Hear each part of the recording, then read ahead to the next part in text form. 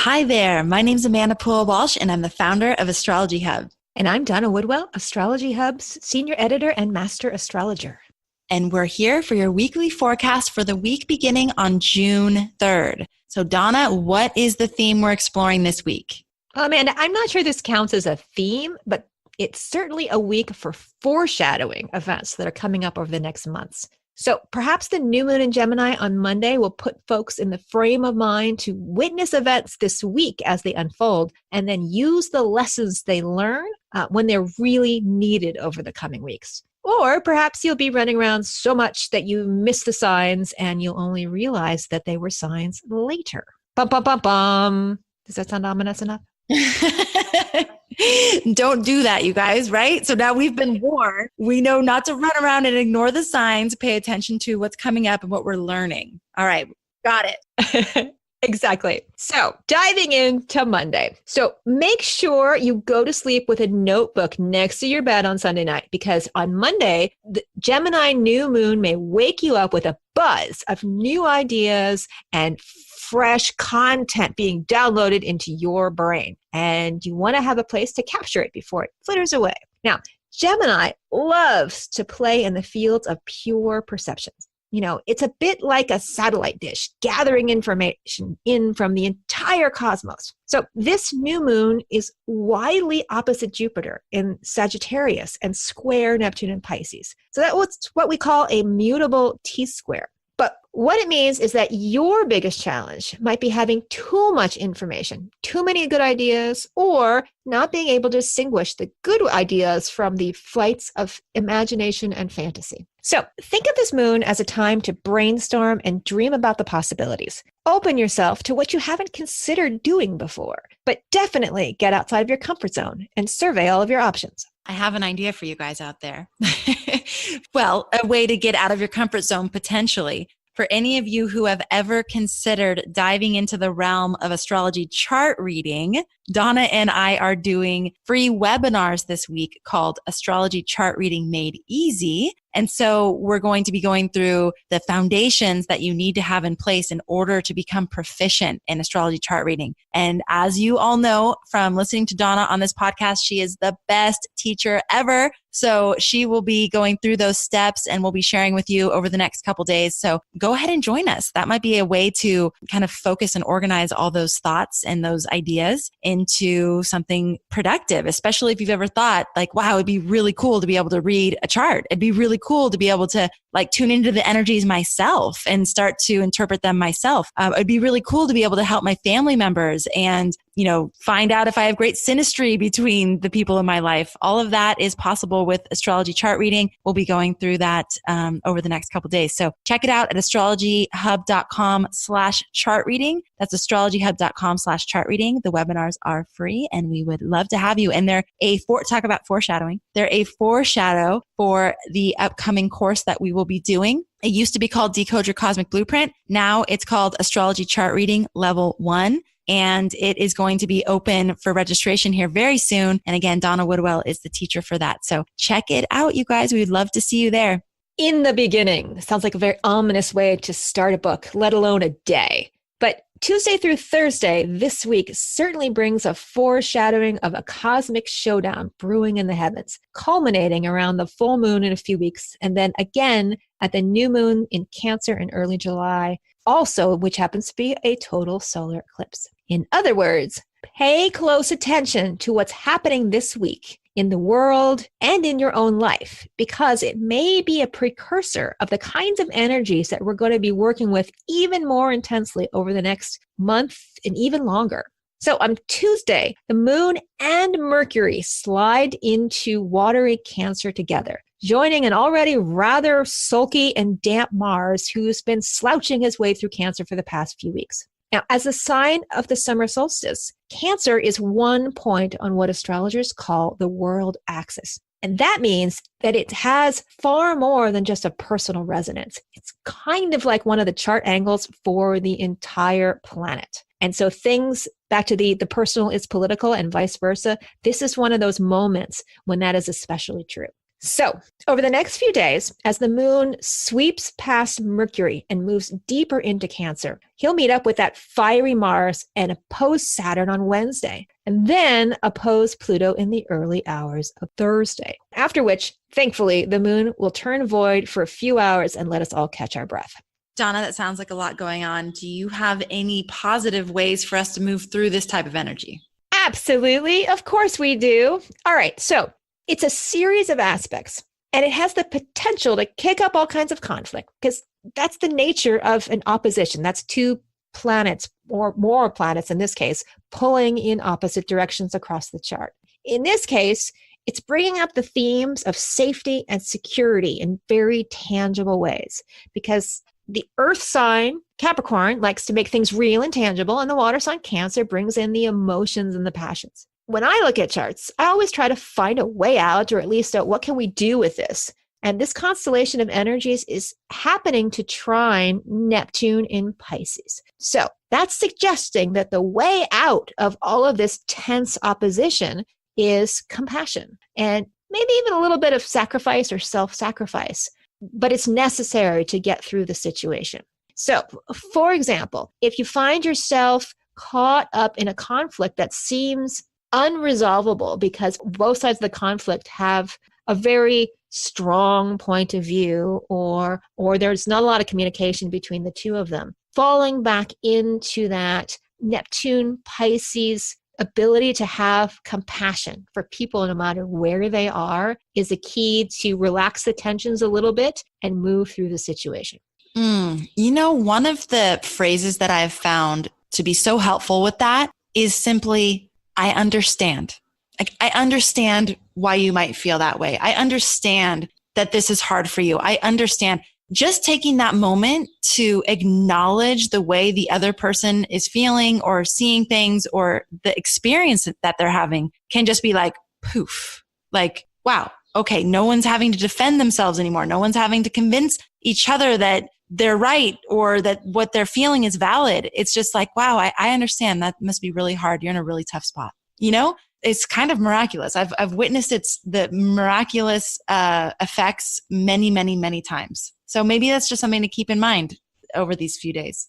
Yeah, that's definitely like the little secret sauce with this set of aspects. Another thing you might want to try is that this tension is also rather widely, but it's still sextile, which is a harmonious aspect with Uranus and Taurus. So Uranus is innovative and rebellious, among other things. And Taurus is another earth sign. So that suggests that another helpful hint is to not discard the zany, crazy solutions completely out of hand, because that crazy think outside the box may actually hold the key to helping to resolve the tension of the situation. It's one of those times where you realize that if you keep doing the same thing over and over again, it created the situation that you're in. So maybe you need something completely different to try to, get past the deadlock.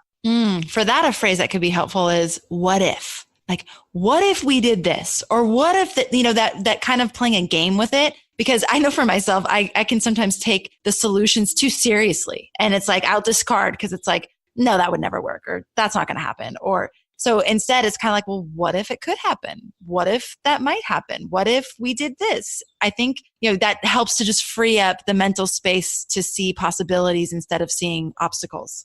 I like both of those. So now you have two magic wands. You have one magic wand for I understand and another magic wand for what if. And I want you to keep these out where you can see them because you're going to need them all summer long. Ooh, okay.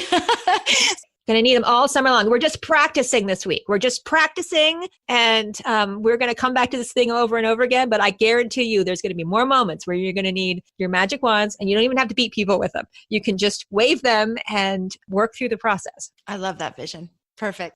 Okay, we're practicing. Okay, so more good news on the weekend. I would be willing to bet that many people are already thinking more optimistically by Friday because after the moon enters playful Leo on Thursday afternoon, it harmonizes with both the sun in Gemini and Jupiter in Sagittarius. So what may have seemed insurmountable just a day or two ago because of all this tension may seem doable. And definitely that's because Amanda just gave you 2 magic wands. So you have time to use them. And perhaps it's also thanks to a lovely opportunity bringing sextile between clever Mercury and that mad scientist Uranus. Now, Mercury brings the ideas, and Uranus makes sure you're thinking, as I said, outside the box, way outside the box. So this suggests that there are solutions to be had if you're willing to take time to think it through and make space for the unexpected and the crazy and the unthinkable, because that's where the solutions may lie. Now, recovery time is on the way on Saturday. The moon is void, of course, in the morning until early afternoon on the American West Coast anyway. It's a little later in the day in the East. So it's another good day for just puttering around, getting some errands done, or just sit out and enjoy the sunshine. Venus moves into very chatty Gemini in the evening hours, so it's a good night to head out with friends. This is one of those perfect evenings for having the 3-hour dinners and talk and laugh, or head to the movies, or just have a board game night, something that's fun and easy and to remind you of life's simpler pleasures. I just had a board game night not too long ago. My parents were in town, and with the girls, we played the Game of Life, like the 1960s version, and it was so entertaining. It was so entertaining to get into the psyche of the person in the 1960s and some of the ideas. And of course, the whole time I was like, girls, this isn't the way it has to be. Just because you graduate from college and you become a doctor or a lawyer doesn't mean that you have the game of life figured out. Just because you're a millionaire doesn't mean that you're happy. So I'm doing the whole time, trying to make sure they're not getting programmed by some of the ideas, but having so much fun being entertained by such a fun game. So I love board game nights. I think it's so fun. I totally grew up in a game playing family. We get together and we play cribbage and all kinds of stuff, but I think this is so fun. Can I tell you a secret? When I moved into my apartment, there is a closet in the living room and I filled it up with board games. That's perfect. I love that. I have hundreds of them. Well, maybe not hundreds. That's a Sagittarian overemphasis, but I have many, many, many. And my daughter comes every once in a while and she's like, Mom, you brought home another board game. And I said, yeah. She's like, you already put shelves on the backside of the door. The closet's really full now. You know what? It's a great way to bring people together. I know. It really is. But what I have found is there's game people and then there's non-game people. And the non-game people are just like, oh my God, no, I don't want to play. And sometimes they get dragged into it. But if you're a game person, it's really fun, hours and hours of fun. Yeah, especially when you're me and you get bored, you start making up your own rules. Oh, that's fun. And sometimes in the middle of the game. All right, so we're having game night on Saturday night. Woohoo! Okay, Sunday's more of a mixed bag. The moon is still in practical Virgo, harmonizing with Uranus and Taurus, and Mercury and Mars in Cancer. So you might be like, Sunday's all about the fix-it urge, is running strong today. I imagine that the lines at the DIY hardware stores are going to run long today because home improvement and gardening may be high on the list. Just one catch. So the sun is making its twice annual square to Neptune today, which is not known for the best judgment. So if you are doing things that require, some assembly required, maybe read the directions first. Or if it involves something a little more sophisticated like power tools, don't combine them with alcohol and maybe make sure you have adult supervision around. Because in short, pause before you act and don't make changes you can't undo if you change your mind or it doesn't turn out the way you expected it to. So in this case, I am reminded of my daughter when she was very young, 5, and she would grab a hunk of her hair and chop it all off with the scissors and then be very sad when I had to take her to the hairdresser and have them even it out, which meant, giving her a really short pixie haircut, which was cute, but not at all what she had in mind. So think like that, but less hairstyle and more paint in the living room or shrubbery in the garden. Very nice, Donna. All right, you guys, we're going to do a little recap here, and I'm going to bring you back to the very beginning to remind you of the theme for this week, because Donna placed a lot of emphasis on us actually paying attention to this theme. It is foreshadowing. So this is the week where we get to pay attention to the things that are coming up and the lessons that we're learning. And maybe you want to keep a journal to keep track of those things, because they're foreshadowing for the summer for us. So think of this week as practicing, like sharpening your tools and getting ready for the more intense energy that we're going to be navigating around the eclipses. And just pay attention. Just pay attention to the lessons and the things that are coming up. Of course, as I'm saying this, I'm always saying it to myself too. I can't tell you how many times I go back and listen to what we said to remind myself. So hopefully these reminders are helpful for you as well. Okay. Number two. The two tools that we can use this week to practice is I understand and what if. And these are our magic wands that we can use if we're in those tense situations.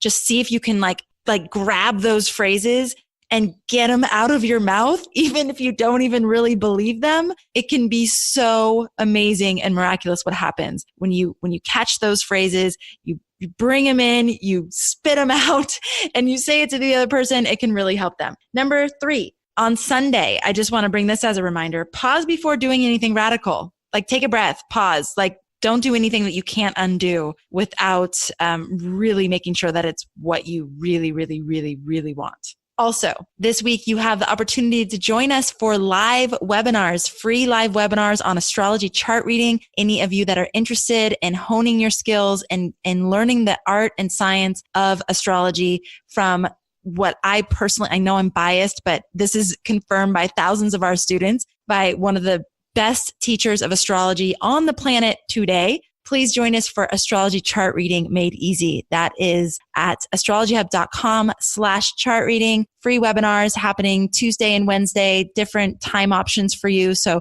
hopefully there's one that fits with your schedule. Even if there's not, make sure you sign up so we know to send you the replay. All right, everybody. Thank you so much for tuning in today. Thank you for being a part of our community and for making astrology a part of your life. We'll catch you on the next episode.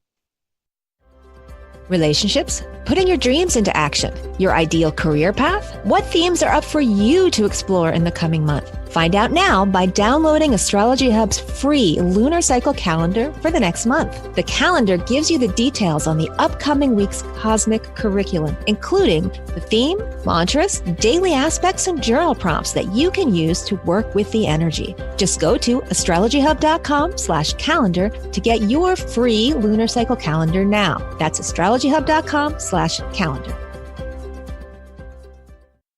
Hi, this is Chris Kaplan, the producer of the Astrology Hub podcast. This episode is over, but check the show notes for links to products and services you've heard about during this episode. And if you enjoyed our show, please subscribe and rate using the subscribe button wherever you listen to your podcasts.